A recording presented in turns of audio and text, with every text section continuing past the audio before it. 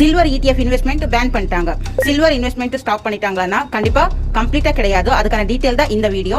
Future ரெஃபரன்ஸ்க்காக subscribe பண்ணிட்டு save பண்ணி வச்சுக்கோங்க.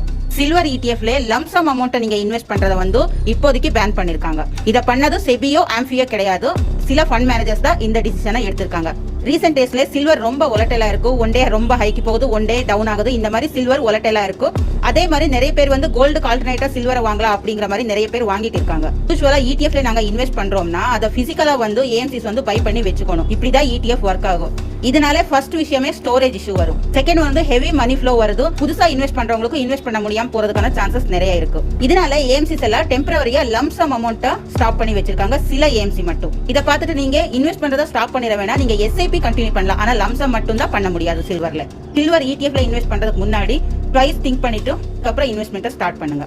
இன்னும் சில்வர் இன்வெஸ்ட்மெண்ட் பத்தி உங்களுக்கு ஏதாவது டவுட் இருந்துச்சுன்னா ETF கமெண்ட் பண்ணுங்க.